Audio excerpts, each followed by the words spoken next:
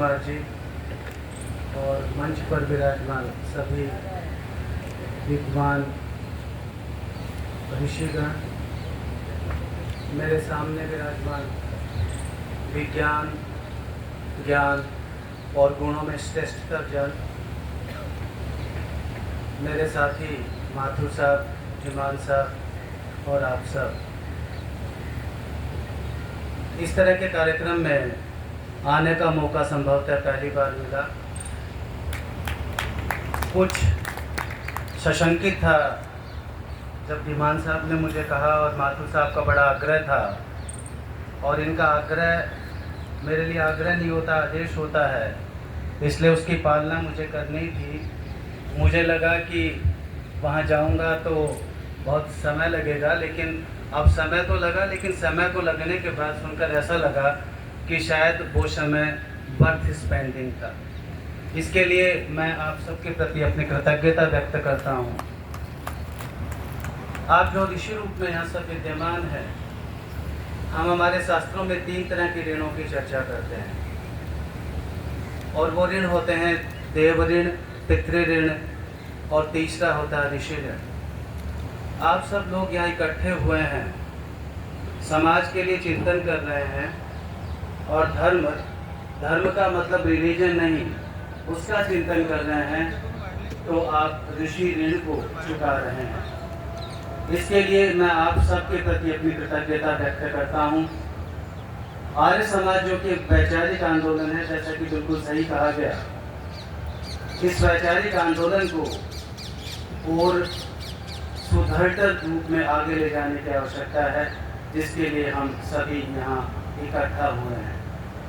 मित्रों, आर्य समाज का आधार वेद थे, और वेदों को अपौरुषेय कहा गया, और ये कहा गया कि वेदों में जो इंटेलेक्ट है, जो विजडम है, अगर हमको उसको आत्मसात कर लें तो हम उस भारत के निर्माण में सफल होंगे जिस भारत की आज आवश्यकता है। समृद्ध भारत नहीं, हमें आइडियोलॉजिकल भारत भी चाहिए। मित्रों, जब मोदी जी किसी सरकारी पक्ष के दृष्टिकोण से नहीं, लेकिन जब आज एक विकसित भारत की बात की जाती है कि भारत को 2047 तक विकसित होना है, तो वो किस रूप में विकसित होगा? जब हम उन पैरामीटर्स की बात करते हैं तो कहते हैं कि यह भारत ऐसा होगा जो सस्टेनेबल होगा, यह भारत ऐसा होगा जो हेल्दी होगा, यह भारत ऐसा होगा जो पीसफुल होगा, यह भारत ऐसा होगा जो सिक्योर होगा। और मित्रों, सारे जो व्याख्यान या जिन भी वक्तव्यों को मैं यहाँ सुन रहा था, उससे मुझे लग रहा था कि इस तरह के व्याख्यानों की आवश्यकता है, और इन व्याख्यानों के माध्यम से ही, क्योंकि हमें एक चिंतन और मनन करने की प्रवृत्ति हमारे शास्त्रों ने प्रदान की, और वह प्रवृत्ति थी कि सबसे पहले पठनम, फिर मननम, और फिर चिंतनम, और फिर संकीर्तनम। और मैंने देखा कि जिस तरह से इस मेले का आयोजन किया जा रहा है, उसमें इन सभी प्रवृत्तियों को स्थान दिया गया है। इसके लिए मैं आयोजकों का साधुवाद ज्ञापित करता हूँ। मित्रों, एक और बात समझ में आती है, और इसको आलोचना के रूप में मत लीजिएगा, क्योंकि हम इस बात के आदी हो चुके हैं कि हमें एक आदत हो गई है कि हम अपने आप में बुराई देखते हैं और कहते हैं कि हमारी बहनें ऐसी हो गई हैं, हमारी लड़की ऐसी हो गई है, और हमारा ये सब कुछ ऐसा हो गया है। मित्रों, हमें ये भी देखने की आवश्यकता है कि हमें अच्छा कितना है।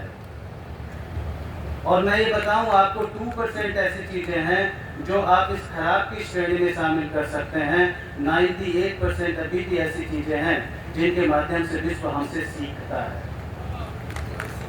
और इसलिए आज की आवश्यकता है कि हम उस आइकॉनिक लिटरेचर को हमारे पाठकों को, सुधी पाठकों को, श्रोताओं को प्रदान करें, और हमारा आइकॉनिक लिटरेचर हमारे वैदिक लिटरेचर से बढ़कर कुछ नहीं हो सकता। इसके अलावा, क्योंकि वैदिक लिटरेचर से कई बार वैदिक लिटरेचर को धर्म के साथ जोड़ दिया जाता है, इसलिए हमें एक ऐसे लिटरेचर की भी आवश्यकता है जो समाज के सामने हमारे सकारात्मक पक्ष को, हमारे गुणात्मक पक्ष को प्रस्तुत कर सके। मित्रों, ऐसा साहित्य जब चूँकि मैं अंग्रेजी का विद्यार्थी हूँ और अंग्रेजी साहित्य की तरफ देखता हूँ या हिंदी साहित्य की तरफ देखता हूँ, अभी एक वक्ता कह रहे थे कि नारीवाद की बात होती है। हमारे यहाँ पर भी नारीवाद था, हम उस नारीवाद की चर्चा क्यों करते हैं, हमारे नारीवाद की चर्चा क्यों नहीं करते? और जब हमारे यहाँ नारीवाद था तो उसके क्या क्या लक्षण थे, हमें किस रूप में उससे प्रेरणा लेनी चाहिए, वो उद्देश्य हमारा यहाँ होना चाहिए। हमारा उद्देश्य ये नहीं होना चाहिए कि उस नारी के माध्यम से किस तरह से अंग प्रदर्शन होता है। हमारा उद्देश्य ये होना चाहिए कि हमारा नारीवाद ये था जो पुरुषों के लिए भी एक चैलेंज था, चुनौती था। आज भी मित्रों, अगर हम पारिवारिक परंपराओं को देखें तो आज भी मेरे जैसे परिवार में भी मेरी ये हिम्मत नहीं होती। जो मेरी बहन फाइनल कर देती है वो घर में फाइनल होता है। जो मेरी माताजी कह देती हैं वो पिताजी की हिम्मत नहीं होती, और मेरी बुआ कह देती हैं वो मेरे दादाजी की हिम्मत नहीं होती। ये हमारी संस्कृति है, इसको प्रोजेक्ट करना होगा। प्रोजेक्शन इस बात का नहीं कि हमारी बच्ची किसी के साथ भाग जाती है, प्रोजेक्शन इस बात का करिए कि हमारी संस्कृति इस तरह की रही, हमारी परंपराएं इस तरह की रही, ये सनातन परंपराएं थी। उन सनातन परंपराओं को इस तरह के मेले के माध्यम से उनकी वापसी करनी होगी। और यही हम स्वामी जी का सच्चा सपना था। मैं आशा और विश्वास करता हूँ कि उस सपने को साकार करने में हम सक्षम होंगे। आपने मुझे बुलाया, ये स्थान दिया, बहुत बहुत धन्यवाद। बहुत विषय है, इतना लंबा है कि बहुत कुछ बोला जा सकता है, लेकिन समय की भी अपनी सीमा है और मुझे जाना भी है, इसलिए आपसे क्षमा चाहता हूँ और अपनी वाणी को विराम देता हूँ। धन्यवाद। परोपकारिणी सभा की ओर से माननीय कुलपति जी का धन्यवाद हमारे प्रधान जी करेंगे।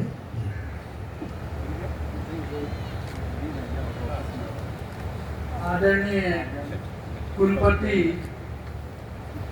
महर्षि दयानंद विश्वविद्यालय अजमेर, हमारे थोड़े से निवेदन पर आपने समय दिया, यहाँ पधारे, इसका हमें बहुत प्रसन्नता हुई हमें, और हम आपके हार्दिक धन्यवाद करते हैं कि आप महर्षि दयानंद विश्वविद्यालय के कुल गुरु हैं।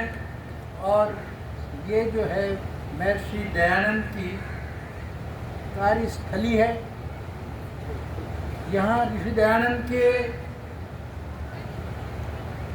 अस्थियाँ और भस्म बखेरी गई थी इसी मैदान में। तो आप और हम सब धन्य हैं कि हम इस ऋषि भूमि में आज बैठे हैं और उस विश्वविद्यालय के कुल गुरु हैं आप।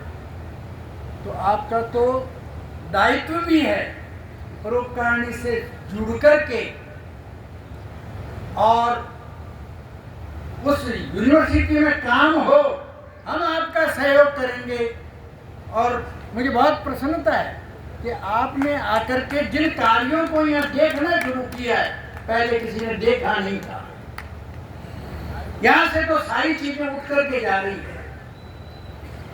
आप पहले कुलगुरु आए हैं, इन कार्यों को करेंगे। आशा है कि ये विश्वविद्यालय आगे बढ़ेगा।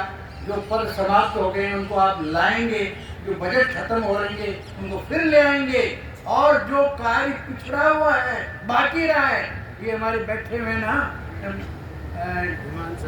विमान साहब और माथुर साहब, इन्होंने बहुत बड़ी योजनाएं यहाँ पर ध्यान में है। वो योजनाएं आप पूरी करवा सकते हैं, क्योंकि हमने आपके बारे में सुना है कि आप बहुत सोचते हैं, विचारते हैं कि भाई क्यों नहीं हो रहा है ये काम। आप इन कार्यों को करवाएंगे। उन्हें आपका बहुत बहुत धन्यवाद। और फिर आप जो है समय समय पर पधारेंगे और हमें भी आप निमंत्रण भेजेंगे, हम भी वहाँ आएंगे और मिलकर के काम करेंगे। ओम शांति।